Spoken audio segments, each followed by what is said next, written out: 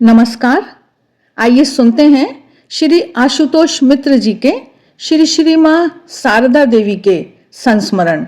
यह संस्मरण माँ की मधुर स्मृतियाँ नामक पुस्तक से लिए गए हैं, जिसका पहला अंक हम प्रस्तुत कर चुके हैं। क्रमबद्ध रूप से ये हम प्रस्तुत कर रहे हैं, तो आज हम सुनने जा रहे हैं उनकी आगे की स्मृतियाँ। वे कह रहे हैं कि इस घटना के बाद हमें 2 बार माँ के घर में ठहरना पड़ा। पहली बार 3 दिन और दूसरी बार 2 दिन। इन दिनों परम भक्त नाट्य सम्राट गिरीश चंद्र हर रात दूसरे या तीसरे प्रहर थिएटर से लौटते और गाड़ी रुकते ही नशे की हालत में शशि की माँ नामक एक लाई बेचने वाली को सैकड़ों गालियां देते हुए अपने घर में घुसते। शशि की माँ उन दिनों अपनी दुकान में सोया करती थीं। रोज गिरीश चंद्र के चिल्लाने से हमारी नींद टूट जाती और अगले दिन सुबह माँ से सुनता कि गिरीश चंद्र के ऐसा करने से उन्हें बड़ा डर लगता है। माँ का घर गिरीश चंद्र के घर के उत्तर में था। बीच में एक पतली गली थी, अतः गाड़ी आकर माँ के घर के सामने ही रुकती और गिरीश चंद्र का नौकर माता दीन उन्हें संभाल कर ले जाता। एक अन्य दिन संध्या के बाद मैं स्वामी विवेकानंद जी के साथ माँ के घर गया। स्वामी जी तब हाल ही में कश्मीर से लौटे थे और माँ को प्रणाम करने आए थे। साथ में खगेन महाराज अर्थात स्वामी विमलानंद और सुशील महाराज भी थे। योगीन महाराज, कृष्णलाल और हम लोग स्वामी जी के साथ ऊपर माँ के पास गए। माँ अपना पूरा शरीर एक चादर से ढके कमरे के एक कोने में खड़ी थीं। कृष्णलाल उनके समीप खड़े होकर उनके उत्तर स्वामी जी को सुनाने लगे। यहाँ यह बता देना उचित होगा कि बड़ों में 2-1 लोगों को छोड़कर हमने माँ को कभी अन्य किसी से बातें करते नहीं देखा। ऐसे अवसरों पर छोटों में से किसी एक को उनके पास रहना पड़ता, जिसके द्वारा वे अपनी बात कहलवा सकें। जिन बड़े लोगों से वे बातें करती थीं वे थे लाटू महाराज, गोपाल दा या बूढ़े गोपाल और भक्त श्रेष्ठ नाग महाशय। जिनसे वे बातें नहीं करती थीं उनके आने पर अपने पूरे शरीर दोनों चरणों को छोड़कर को वो ढककर खड़ी हो जाती और उनके चले जाने पर चादर हटाया करती। स्वामी जी ने जब आकर माँ को प्रणाम किया तो उन्होंने चादर में से अपना दाहिना हाथ बाहर निकालकर स्वामी जी के मस्तक को स्पर्श करके आशीर्वाद दिया। स्वामी जी के बाद हम लोग भी बारी बारी से माँ को प्रणाम करके कमरे के बाहर आकर दालान में बैठे। माँ और कृष्णलाल भीतर रह गए। स्वामी विवेकानंद जी ने माँ से शिकायत भरे स्वर में कहा, माँ तुम्हारे ठाकुर ऐसे ही हैं। कश्मीर में एक फकीर का चेला मेरे पास आता जाता था, इसलिए फकीर ने मुझे श्राप दिया। 3 दिन के भीतर दस्त के कारण यह स्थान छोड़कर तुम्हें चले जाना पड़ेगा। और वैसा ही हुआ भी। मुझे छोड़कर चले आने को बाध्य होना पड़ा। तुम्हारे ठाकुर कुछ भी ना कर सके। माँ ने उत्तर दिलवाया, विद्या को मानना पड़ता है बेटा। सारी विद्याएं विद्या ही है और वे तोड़ने तो आए नहीं थे। हमारे ठाकुर तो छींक और छिपकली की टिक टिक तक मानते थे। सुना है शंकराचार्य जी ने भी तो अपने शरीर में रोग को स्वीकार कर लिया था। तुम्हारे शरीर में रोग आना और ठाकुर के शरीर में आना एक ही बात है। स्वामी जी ने कहा, तुम चाहे जो भी कहो, मैं तुम्हारी बात नहीं मानता। वह ब्राह्मण अर्थात श्री रामकृष्ण देव कुछ भी नहीं है। माँ ने उत्तर दिलवाया, न मानने का कोई उपाय कहाँ है बेटा। तुम्हारी चोटी तो उनके हाथ में अर्थात रामकृष्ण देव के हाथ में बंधी हुई है। स्वामी जी सजल नेत्रों से उठे और थोड़ी देर मां के दोनों चरणों को पकड़े रहने के बाद नीचे उतर आए। हम सभी ने उनका अनुसरण किया। कृष्णलाल के प्रसाद लाने पर उन्होंने उसे सिर से स्पर्श करके ग्रहण किया। एक और घटना का विवरण देते हुए आशुतोष मित्र जी बता रहे हैं कि आज काली पूजा का दिन है। बेलूर में नया मठ भवन निर्मित हो चुका है। मठवासी नीलांबर मुखोपाध्याय का मकान छोड़कर अपने भवन अर्थात नए मठ में आ गए हैं। मठ भवन का निर्माण कार्य शुरू होने के पूर्व से ही भगनी निवेदिता और दोनों अमेरिकी महिलाएं बाली में रिवर टॉमसन स्कूल के पास गंगा के किनारे एक छोटे से सुंदर एक मंजिले मकान में चली गई थीं। अब दोनों अमेरिकी महिलाओं के स्वदेश लौट जाने के बाद भगनी निवेदिता ने बालिका विद्यालय के लिए बोसपाड़ा लेन का 16 नंबर का मकान किराए पर लिया है। काली पूजा होने के कारण आज मठ वासियों के लिए आनंद का दिन है। सब लोग खूब सवेरे उठ गए हैं। सभी के चेहरे से आनंद फूट रहा है। राखाल महाराज के आदेश पर मठ और मंदिर के दरवाजे पर मंगल घट और केले के पेड़ रखे गए हैं। नंदलाल भंडार के साथ साथ ही ठाकुर पूजा के आयोजन में भी व्यस्त हैं। निष्ठावान ब्राह्मण क्षीणकाय होने के बावजूद कमर कसकर डटे हैं। शरत महाराज मठ के व्यवस्थापक हैं। स्वयं मठ भवन, पूजा घर, रसोई घर, भंडार आदि की सफाई कराते हुए घूम रहे हैं। स्वामी जी मठ में ही हैं। सभी लोग अपने अपने काम में खूब व्यस्त हैं। आज काली पूजा के उपलक्ष्य में मठ में स्वयं महामाया अर्थात श्री श्री मां शारदा देवी आ रही हैं। इसीलिए आज मठ वासियों के मन में आनंद मानो समा नहीं पा रहा है। देखते ही देखते मां की नाव मठ भूमि में आ लगी। पहले की भांति ही आज भी उनके साथ सभी लोग आए हैं। शारदा महाराज अर्थात स्वामी त्रिगुणातीतानंद भी आए हैं। क्रमशः मास्टर महाशय, किशोरी बाबू आदि आ पहुंचे। मां नाव से उतरकर सबका प्रणाम स्वीकार करने के बाद हाथ पांव धोकर सीधे मंदिर में चली गईं और आत्माराम की पूजा करने बैठ गईं। श्वेत संगमरमर से निर्मित ठाकुर की वेदी में बनी हुई छोटी सी अलमारी का द्वार आज खुला रखा गया है। अलमारी से मां ने स्वयं ही आत्माराम को बाहर निकाला। यहां यह बता देना आवश्यक है कि श्री रामकृष्ण देव के देह त्याग के बाद उनकी अस्थियां एक ताम्र पात्र में रखी गई थीं। स्वामी जी ने उस पात्र को आत्माराम नाम दिया था। मठ में उसकी नित्य पूजा होती थी। उस दिन उसे वेदी के प्रकोष्ठ में रखा गया। तो अलमारी से मां ने स्वयं ही आत्माराम को बाहर निकाला और जी भरकर पूजा करने बैठी। उनके दोनों नेत्रों से अविरल प्रेमाश्रु बहने लगे। दोनों हाथ कांपने लगे। वे काफी देर तक आत्माराम को हृदय से लगाए रहीं। मां के आत्मस्थ होने की खबर मठवासियों में बिजली की भांति फैल गई। इसके फलस्वरूप सब लोग आनंद से अधीर होकर नीचे के वृक्ष तले एकत्र होकर खोल करताल लेकर गाने और नृत्य करने लगे। सभी लोग चक्कर लगाते हुए गा रहे थे और साथ में नृत्य भी कर रहे थे। साथ में खोल करताल बज रहा था। कोई बाकी नहीं रह गया था। सभी एकत्रित हो गए थे। सभी मतवाले होकर और प्राण उन्मत्त करते हुए गाने लगे, जिसका भावार्थ है, पिता साथ में खेलेंगे, मां गोदी में लेंगी, आओ सभी मिलकर जय मां कहकर पुकारें। पिता पागल भोलेनाथ हैं और मां पगली नारी हैं। मां कितनी सुंदर हैं, जरा गौर से देखो।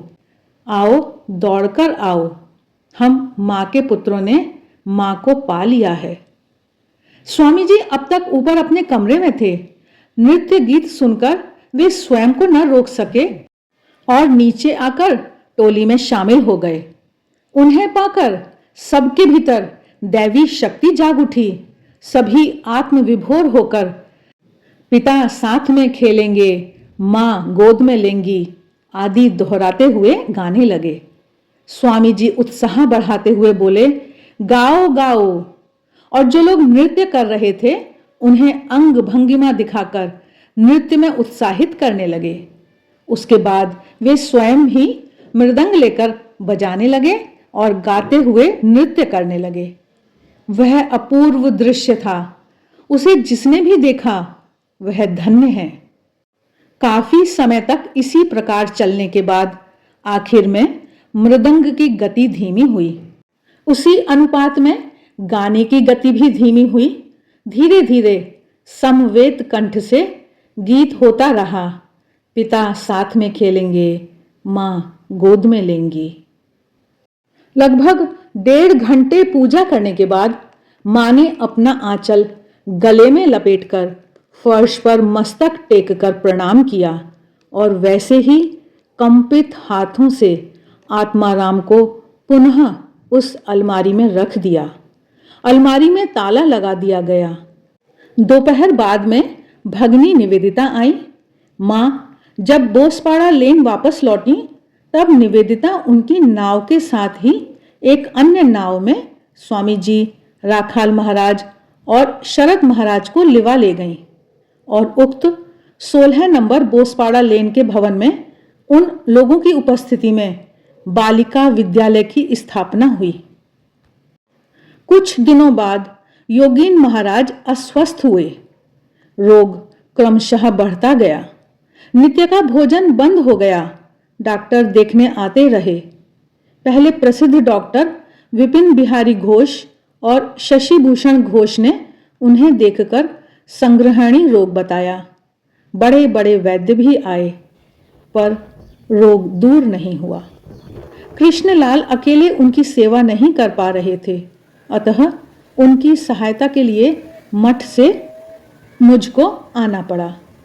दिन में कृष्णलाल तथा मैं और रात में शारदा महाराज सेवा करने लगे। शारदा महाराज दिन में कंबुलिया टोले में स्थित उद्बोधन प्रेस का काम देखते और रात में हम लोगों को विश्राम देने हेतु योगीन महाराज की सेवा करते।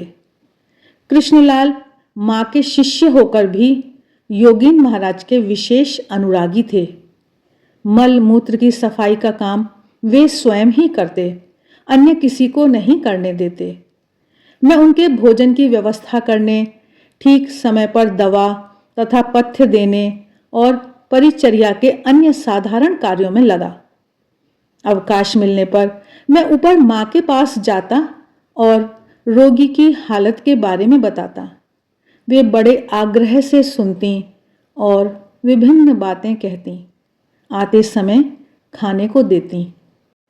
उन दिनों बहुत कम स्त्री या पुरुष भक्त माँ के पास आते थे। माँ की गृहस्थी में आय बहुत कम थी, किसी तरह खर्च चल जाता था। एक दिन ऊपर जाकर देखा, एक स्त्री भक्त बैठी हैं। मुझे देखते ही उन्होंने माँ से पूछा, यह क्या हमारे महाराज के भाई हैं? माँ ने हाँ कहकर मेरे साथ उनका परिचय करा दिया। बताया कि ये मेनी की माँ हैं, बड़ी भक्तिमती हैं। परवर्ती काल में हम लोगों को कई दिन मेनी की माँ के यहाँ खाना पड़ा था। योगीन महाराज का रोग क्रमशः बढ़ता गया। बोलने की शक्ति भी क्षीण होने लगी। वे बड़ी धीमी आवाज में अपनी बातें कह पाते। सभी चिंतित हो उठे, विशेषकर माँ अत्यंत उद्विग्न हो उठे। मठ से गुरु भाई लोग आकर उन्हें देखकर जाने लगे। एक दिन उनके पिता नवीन चंद्र चौधरी महाशय भी आकर देख गए। हम लोग प्राणपण से सेवा करते रहे। एक दिन की घटना का उल्लेख करते हुए वे बता रहे हैं कि अन्य दिनों की भांति ही एक दिन सुबह जब माँ द्वारा होने वाली पूजा के निमित्त माली के लाए हुए फूल लेकर मैं ऊपर गया तो देखा मां अपने कमरे में पश्चिम की ओर मुख किए पांव फैलाए चुपचाप बैठी हैं और दोनों गालों से आंसू झरझर बह रहे हैं। उन्हें इस भाव में देखकर मैंने सोचा कि वे रोगी के लिए रो रही हैं।